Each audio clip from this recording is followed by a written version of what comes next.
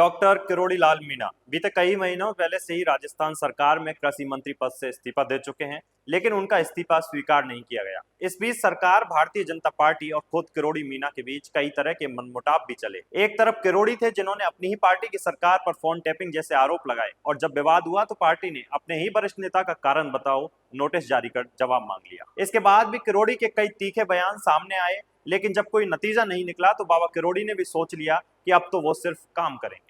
इसी कड़ी में डॉक्टर किरोड़ी मीणा ने बीते दिनों सक्रिय राजनीति में वापसी का ऐलान किया। हाल ही में उन्होंने अपने विभाग की उच्च स्तरीय समीक्षा बैठक आयोजित की, जिसमें विभागीय योजनाओं की समीक्षा के साथ साथ भ्रष्टाचार और लापरवाही के खिलाफ सख्त रुख दिखाया। बैठक में मंत्री किरोड़ी लाल मीणा ने दो टूक कहा कि अब विभाग में कामचोर और भ्रष्ट अधिकारियों की कोई जगह नहीं है। उन्होंने खाद, बीज और दवाओं के लाइसेंस एवं नवीनीकरण की प्रक्रिया पर पारदर्शिता सुनिश्चित करने के निर्देश दे डाले।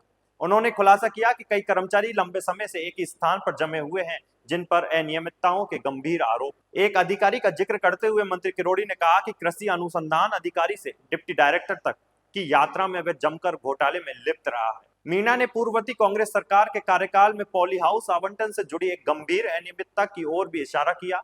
उन्होंने पूर्व विधायक दानिश अबरार की मां यास्मीन अबरार को एक ही दिन में पॉली हाउस दिए जाने की जांच के आदेश भी दे डाले। मंत्री किरोड़ी लाल मीणा यही नहीं रुके, उन्होंने कहा कि कांग्रेस सरकार के कई फैसले और योजनाएं अब जांच के दायरे में आई, कबाड़ और गड़बड़ियों को सामने लाया जाएगा। डॉक्टर किरोड़ी मीणा ने कहा कि लोकसभा चुनाव में हार और नैतिकता के आधार पर उन्होंने इस्तीफा दिया था, लेकिन सरकार ने अब तक उनकी स्वीकृति नहीं। उन्होंने कहा कि मैं कुछ समय तक भले एक्टिव नहीं था, लेकिन अब पूरी तरह से सक्रिय। मंत्री किरोड़ी ने किसानों को आश्वस्त करते हुए यह कहा कि बीजों और खाद में मिलावट करने वालों को बख्शा नहीं जाएगा। ऐसे लोग गरीब किसानों के साथ धोखा कर रहे हैं, अब किसी की सिफारिश नहीं चलेगी। उन्होंने इस बैठक में भरतपुर जोन के अधिकारियों की कार्यशैली पर गंभीर सवाल खड़े किए और जांच के आदेश दे डाले। मंत्री किरोड़ी ने कहा कि कई अधिकारी जवाब देने की स्थिति में नहीं थे, जिससे साफ है कि कहीं न कहीं गड़बड़ जरूर। किरोड़ी ने कृषि विभाग की बैठक के बाद कहा कि पिछले राज में कृषि विभाग में करोड़ों का कबाड़ा हुआ, लेकिन अब वे पिछले 9 महीने की भरपाई कर देंगे।